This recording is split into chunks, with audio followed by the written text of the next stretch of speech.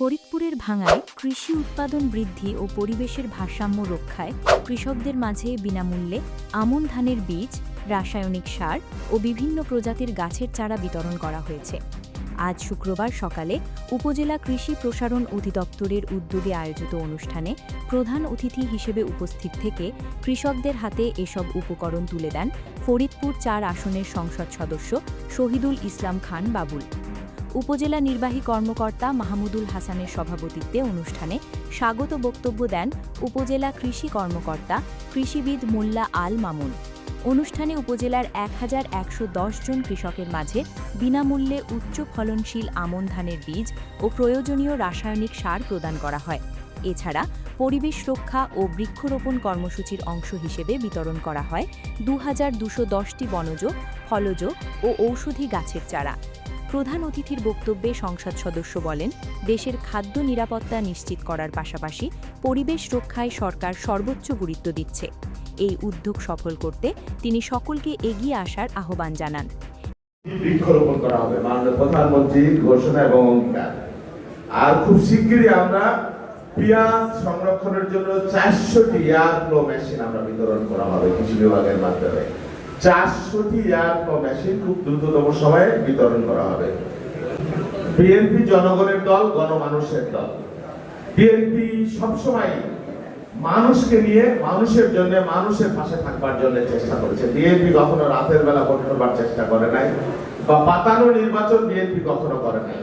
বহুদিন পরে একটা জনগণের সরকার এসছে, এই সরকার সবসময় জনগণের স্বার্থকে অগ্রাধিকার দিয়েছে। আপনারা দেখেছেন যে আমাদের মাননীয় প্রধানমন্ত্রী, মালয়েশিয়া এবং চায়না সফর করেছেন। এখনো তিনি চায়নায় আছেন।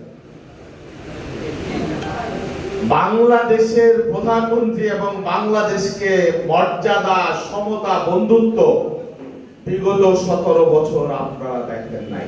আমি নিশ্চিত যে বাংলাদেশকে পৃথিবী বড় শক্তিগুলা যে সম্মান এবং মর্যাদা দিচ্ছে, আপনারা দেখছেন এইরকম সম্মান এবং মর্যাদায় বাংলাদেশ রাখা হয়।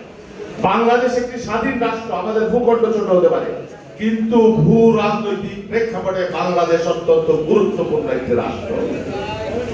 সেই রাষ্ট্রটাকে, সেই জাতিকে শুধুমাত্র অন্যায়ভাবে ক্ষমতা কুক্ষিগত রাখবার জন্য বাংলাদেশকে আন্ডারমাইন করে রাখা হয়েছিল, নতজানু করে রাখা হয়েছিল। কিন্তু জনগণের সরকার প্রতিষ্ঠিত হয়েছে এবং একজন ক্যারিজমেটিক নেতা বাংলাদেশকে পৃথিবীর বুকে আবার আত্মমর্যাদা এবং সম্মানের জায়গায় অধিষ্ঠিত করেছেন।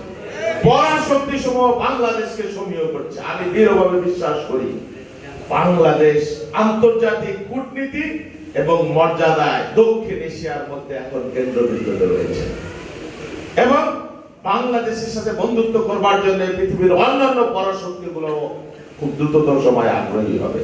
এর একটা কারণ যে জনগণের সরকার, এই সরকার একমাত্র মানুষের কাছে, জনগণের কাছে দায়বদ্ধ, অন্য কারো কাছে আমাদের দায়বদ্ধ নাই।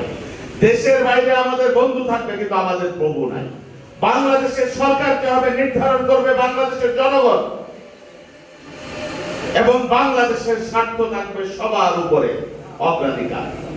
এরপর জাতীয় মৎস্য সপ্তাহ উপলক্ষে উপজেলা পরিষদের পুকুরে মাছের পোনা অবমুক্ত করেন সংসদ সদস্য।